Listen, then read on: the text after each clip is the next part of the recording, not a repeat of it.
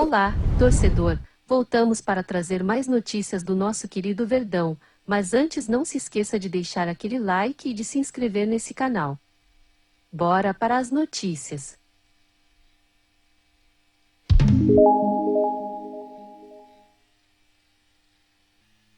Palmeiras entra em reta final de pré-temporada antes de estreia no Paulistão.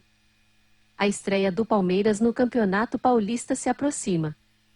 No próximo sábado, o Verdão entra em campo pela primeira vez em 2023 para enfrentar o São Bento, no Allianz Parque, a partir das 18h30, de Brasília.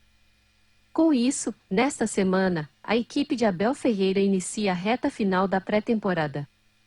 Sem contratações anunciadas para 2023, o Palmeiras tem a manutenção do elenco e a promoção de jovens das categorias de base como principais armas para a nova temporada.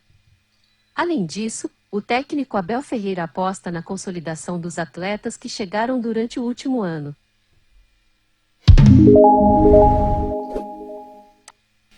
Deixa eu só fazer uma perguntinha pro Tadei, já te Sim, passo. claro. Tadei, Palmeiras de repente, Palmeiras que você conhece tanto, aparece um garoto Ender que já é vendido rapidamente com 16, 17 anos.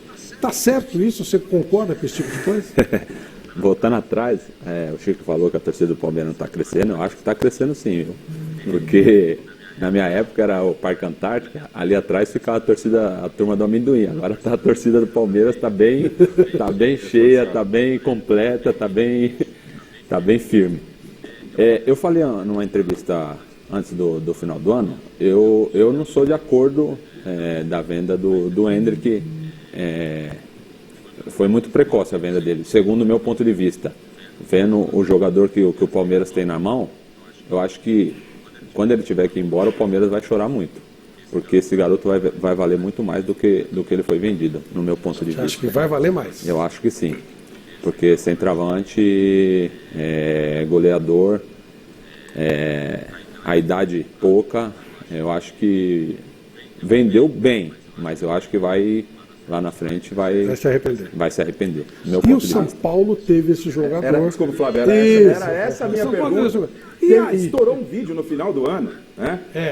Quando da venda, confirmada Ele da meio venda que do gozando o Endrick, São Paulo. ele lá no São Paulo. O Júlio Até falou, o mais idiota o Júlio reconhecia falou em ali duas um respostas potencial. aqui da estrutura de Cotia, formação de atletas, falou de milhões de dólares e no final do ano que acontece uma venda milionária do Endrick e estoura um vídeo que começa a invadir as redes. O Endrick com a camisa do São Paulo, isso aconteceu com algum jogador, não dei certo lá na base do Palmeiras, mas fui no Corinthians. Só que esse vídeo, é impossível que ninguém lá no São Paulo tenha visto que o Endrick era uma joia a ser lapidada, Júlio. Como o Endrick foi parar no Palmeiras e não é você hoje que está recebendo toda essa grana pela venda do Endrick?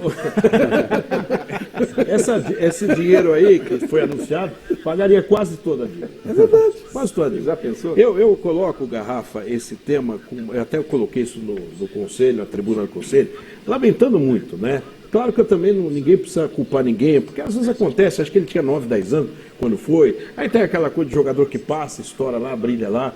E o que eu só queria saber nessa época, não lembro exatamente quando foi, mas qual o tipo de protocolo que teve? Porque hoje, Flávio, um garoto vai fazer um teste, o Tadei, um cara que brilhou mundialmente, então ele é dispensado, mas ele tem hoje uma nota de vários observadores e um protocolo para você entender e todos assinam.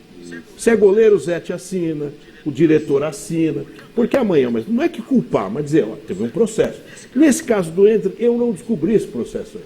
Eu quero saber sobre ele foi, como é que ele foi, quem avaliou, por que ele foi dispensado, porque senão fica aquela história, o pai pediu uma casa, pediu um emprego, aí fica uma coisa subjetiva. Falaram em torno de R$150. O São Paulo pagou 150 para o pai do Aí você não sabe, eu não quero culpar ninguém, responsabilizar ninguém, não é essa não é o meu objetivo. Eu só quero entender se tem um protocolo de avaliação. Você vai atrás disso. Eu vou. Tem uma apuração em Mas ele andamento. está falando de... Eu estou querendo. Mas o Flavito, aí que tá, o que o presidente está falando, aí eu já vou puxar para o nosso lado, né? O Santos, quando tinha 7 boleiros lá, foi os anos que o Santos mais revelou jogador. Isso é fato. Estou tratando fato. Entendeu? Na época do São Paulo sempre nunca teve esse negócio de ter muito boleiro na base do São Paulo. Tinha, não então tem, só tem o Zé lá isolado, quer dizer, então Aí eu já discordo do presidente. Eu acho que a base, quanto mais boleiro, que ele tem uma visão diferente se tivesse um boleiro lá, certamente ele diria assim, ó, pelo amor de Deus, vou investir nesse cara. Até porque o São Paulo sempre, o presidente sabe disso, nas gestões anteriores, sempre contratou jogador. Comprou jogador do Atlético Goianiense, da Ferroviária de Araraquara, da base. Quer dizer, então, não custava comprar um jogador desse? Mas aí, Emílio, até entendo o que você está falando, mas até eu que sou mais bobo. Exatamente. Eu não sou campeão, vendo o menino jogar, pelo amor de Deus. Aquele vídeo arrebenta Presidente, nem precisava ser boleiro. Aquele vídeo quebra qualquer argumento. Falam é que houve uma coisa burocrática, foi um problema burocrático. Eu não sei Precisa precisar. saber, isso é importante Hoje ele esclarecer. tem 17 anos? Né?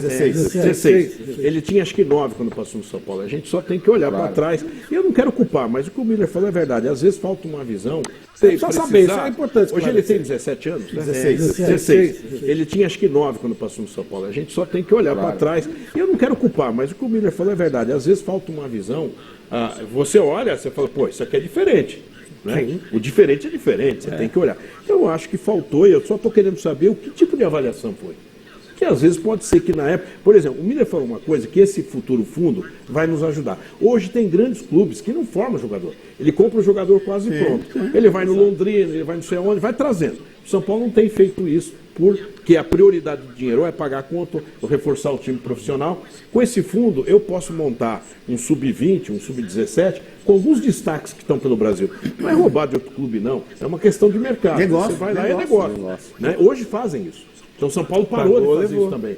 Então quando eu cheguei no São Paulo, eu falei assim, meu Deus, quantas coisas tem que fazer. Não é fácil. Mas nós estamos recolocando no trilho. Presidente, uma coisa que eu vi muita reclamação, até de jogadoras mesmo, né? O do feminino. Que o São Paulo acho que paga pouco, investe pouco. Como é que vai ser esse ano o futebol feminino? Até porque em vários jogos eu fui. Eu sei, bom. eu já tive lá, o time é bom. Pessoal, o que o torcedor precisa entender, eu gostaria muito que o futebol feminino fosse até mais competitivo. Até trouxemos a Formiga, que é agora com patrocínio e tal. Mas o problema, Mira, é o seguinte, nós temos várias prioridades.